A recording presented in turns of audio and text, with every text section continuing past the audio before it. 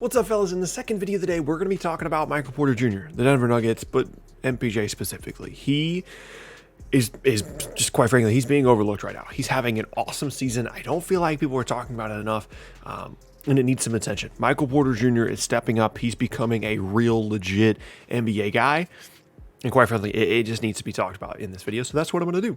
But really quickly, before we get started, if you enjoy content like this, then consider subscribing. I upload twice a day, every single day on this channel, so it's a great place for the most consistent NBA content on YouTube. You can also leave a like rating on the videos as well if you're enjoying them, and you can check me out at various socials in a Linktree link down in the description below. If you're new here, by the way, what's up?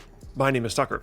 And with those things said, let's talk about MPJ. So, this is a player that is, for the most part, I feel like kind of at the forefront of people's minds when they think about the Nuggets, right? Of course, Jamal Murray prior to his injury, Nikola Jokic, Aaron Gordon now as well. But MPJ is a guy that people pay a lot of attention to, right?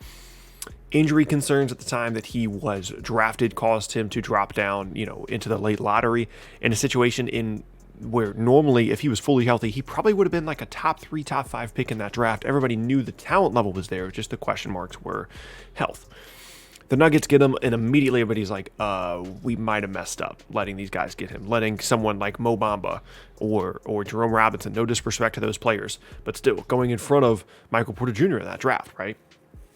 And through the first couple of seasons of his career, or to this point, I guess, the second season of his career, there's been flashes. There's been some up and down moments, where you can see the potential, but we didn't necessarily see it validated in any long-term stretch. Well, that's happening right now for Michael Porter Jr. Since the All-Star break, you can see the stats on screen, 21.5 points per game. The shooting percentages are ridiculous, really high rebounding rate, and it's not necessarily an extremely small sample size. Like 20 games is not small, at all when you're considering kind of the length of his career to this point. It's not like it's a week and he's averaging 22 points per game. I mean, these are legit numbers since the All-Star break, and he's still just 22 years old as well. And you might be wondering, well, why do we even bother talking about him to this point? You know what I mean? Like, yeah, it's nice that he's really good, but he's not that significant of a player. Well, this is hugely significant for Denver. One, just think about the long term of this group, right? Because I think we're getting kind of bogged down right now with this group, thinking about the present tense, right? Jokic is the MVP of the league right now. Unfortunately, the Jamal Murray injury happens. Prior to that injury, with the Aaron Gordon trade, with all that stuff, they were going to be contenders this year. We're thinking about the present, the present, the present. And we've done this for the last couple of years with Denver. We're like, when are they going to take the next step, the next step, the next step? Just think about this for a second. Jokic, still young. Jamal Murray, still young. Aaron Gordon, still young. Michael Porter Jr. is still just 22 years old and already playing this way. The future outlook of this group is kind of ridiculous. Like, they have more longevity than any other team in the West right now that is, one of the top teams. You think about the Lakers getting older, the Clippers getting older. Obviously the Suns have some young pieces like Booker and Ayton, but Chris Paul getting older. The Jazz aren't necessarily old, but they aren't necessarily young either. Those guys are fully in their prime. The Nuggets have so much upside moving forward, and one of the biggest pieces of that is Michael Porter Jr. And for him individually as a player, there's just been so much growth this season, not just post All-Star break, but just overall. The defensive stuff, he's not locking anybody down, right? It's not like Michael Porter Jr. is in the running for Defensive Player of the Year or anything, but given where he started and where he's now ending up, you can see he's getting more comfortable. You can see that he's certainly has the athletic tools to be, worst case, a usable defender, and best case, an above average to maybe really, really good defender. All those are positive things. He has the length and the activity level to impact the game, certainly on the floor. And then offensively, the individual scoring instincts are there. The shooting is there. Some playmaking, we'll get there eventually, right? Can get to the rim, get to the free throw line, has great size. And like, if he can be perimeter skilled enough to be a true 3, not like a weird combo 3-4 guy, but like an actual 3, that's huge for this group. Because just think about, assuming they keep Aaron Gordon when his contract eventually runs out, whatever the case may be, they re-sign MPJ to a long-term deal.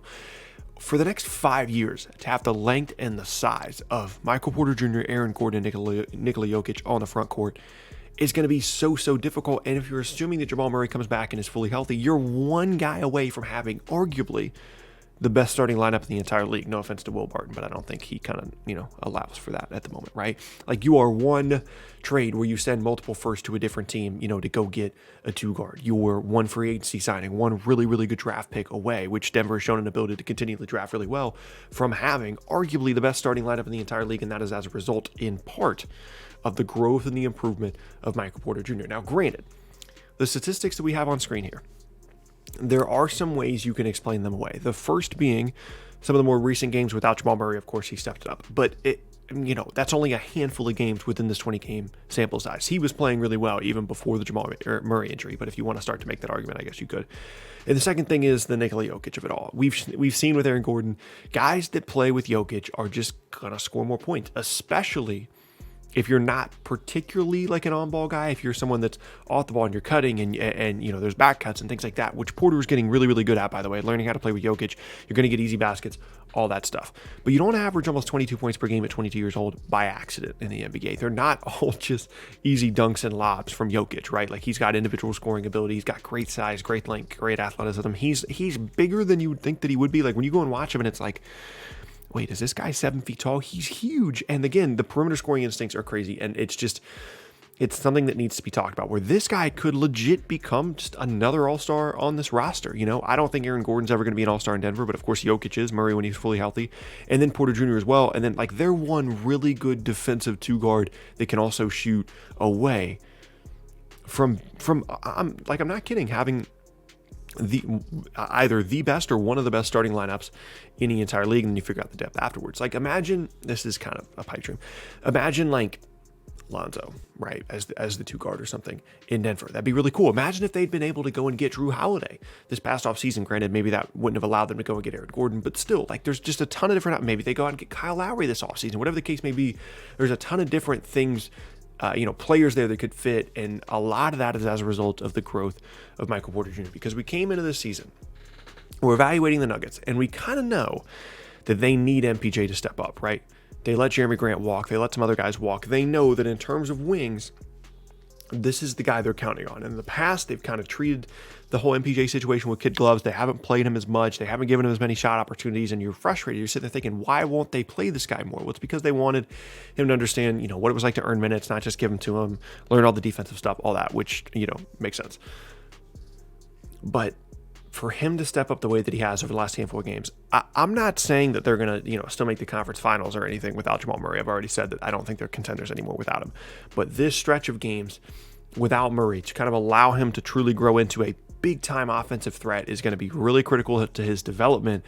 And it could be something that we look back on in a couple of years thinking, man, it was really, really nice that Michael Porter Jr. got that opportunity to grow and develop. And now we're looking at a team that unstoppable is not necessarily a term I would use, but they're incredible. Once Jamal Murray comes back, they figure out whoever they want the 2-guard to be. And then Porter Jr., Gordon, and Jokic in the front court is going to be able to win you a lot of games. There's so much more, they're so much less rigid. They're so much more versatile now with Gordon and Porter Jr. in the front court than they were in like the Paul Millsap, Torrey Craig days, right? Like, it used to just be Jamal Murray, Jokic, Jamal Murray, Jokic, and that was it. That was all they had offensively, and then some off-ball cutting stuff, maybe some Jeremy Grant stuff. But now that versatility is certainly increased. They're going to be better defensively, and again, given the age of these players, they're only going to get better. They're only going to continue to grow into what they should be. And once guys like Murray and Jokic and Porter Jr. get into like their 29-year-old seasons, like they are fully in their prime, this is going to be a scary team, assuming they're able to retain everybody, which, given how good the roster is, you would imagine Denver would want to retain them. So I say all this to say, one, Michael Porter Jr. is playing incredibly well and looks like a future all-star. Two, the Nuggets just continue to be one of the best organizations in the league, continue to do a fantastic job of drafting and developing talent. And three, what were we doing? Let Michael Porter Jr. drop all the way down to 14. I know there was some injury stuff, but like, really? Mo Bamba? Jerome Robinson? In front of Michael Porter Jr.? I get it. You don't want to waste a lottery pick. There was certainly a scenario in which Michael Porter Jr. shows up to the league, has back injury issues, and just was never anything. That was certainly a possibility.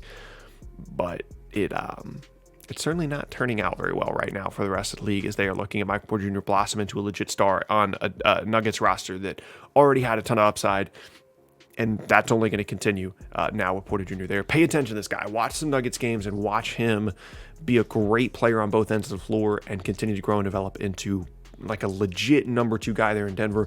As we go into the postseason, it's going to be super, super important for him to continue to grow and develop as we go into the postseason. It's going to be super fun to watch as well. But yeah, that's going to be the end of the second video of the day, and I thank you guys very much for watching. Once again, my name is Tucker. If you missed any of my previous videos, then be sure to check out the boxes on screen. You can leave a like rating on the videos as well if you're enjoying them, and you can check me out at various socials and a Linktree link down in the description below. Hope you guys have an awesome rest of your Monday. I'll see you again tomorrow for 2 more videos, and yeah, I'll see you guys next time.